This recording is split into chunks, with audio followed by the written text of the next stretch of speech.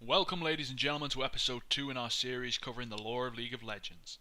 In this episode we'll be covering the field of justice that is home to the Dominion mode, the Crystal Scar. Enjoy.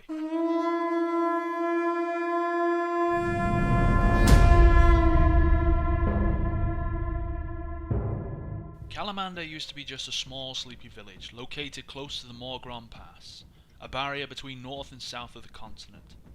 However, this quiet status has changed. Rich deposits of gold and hems as well as 2 nexuses have been discovered. Reports of mineral strikes have lured hundreds into investing their money there.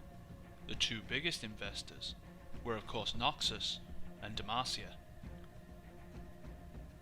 That wouldn't have been problematic if not for the Calamander City Council, who had allowed only one city-state to obtain a mining contract. After that ruling, both Demacia and Noxus have vastly increased their numbers within the city as both wanted to obtain that contract. Both states have selected a league champion to lead their respective delegations: Garen, the Might of Demacia, and Katarina, the Sinister Blade, eldest daughter of Noxus' general. This was a clear sign of how much both sides wanted this contract.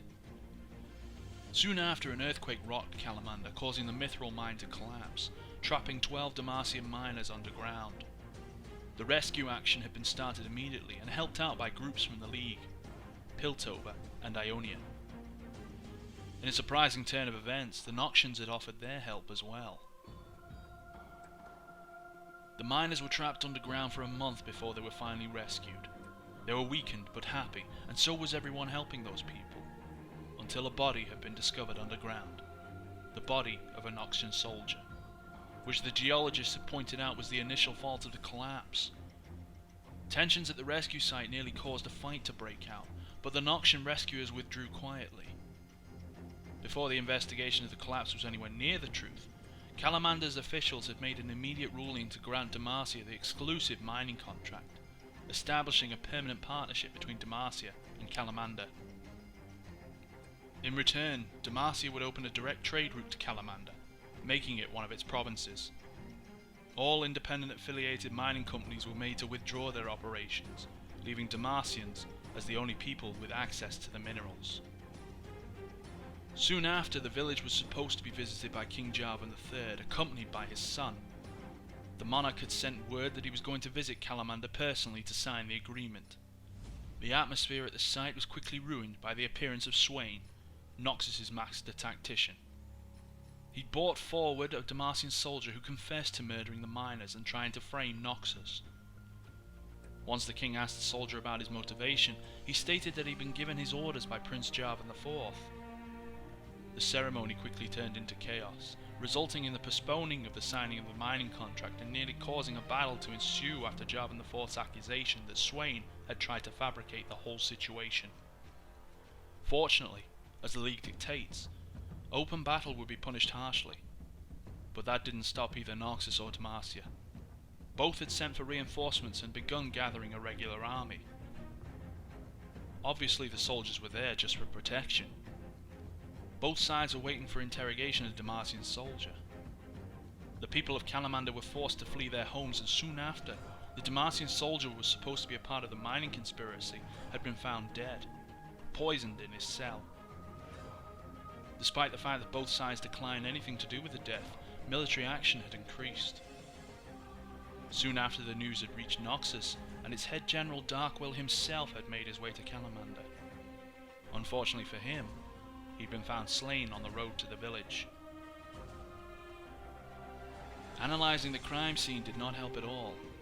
Scouts had been unable to find traces of the killers. Of course, Demacia was blamed for the assault, as the only force on the continent who would be so bold. The situation has caused an all-out war, as some claim it was Prince Jarvan who started the fight by assaulting Swain in the Noxian camp. But it doesn't matter. Both armies have collided on the outer fields of Calamander. Neither side could get an advantage, and Jarvan has not been seen since the initial assault, but Garen has kept the Demacian morale up. This wasn't to the liking of the League. With the help of Zillion the Chrono Keeper and dozens of summoners, the League has frozen the whole battlefield into a gigantic stasis field, leaving both forces in suspension. Soldiers were to be sent back home, and the League of Justices announced the village had no longer become suited for living. 400 summoners had been sent to the edges of the conflict in order to make sure no serious damage had been done to Runeterra because of the stasis spell. Despite their efforts, the area would be magically unstable for at least decades. Days after the intervention against the forces of both great city-states, surveyors of the League had found a piece of land that could be salvaged and repurposed to serve as a field of justice that we all now know as the Crystal Scar. Soon after, the League started rebuilding Calamander in order to make it a proper field of justice. And that's all I've got for you this time around. Let me know you enjoyed the video by hitting that like button and leaving your comments and feedback in the section below. You can click the annotations on your screen right now to take you to the playlist in case there's any other episodes you may have missed.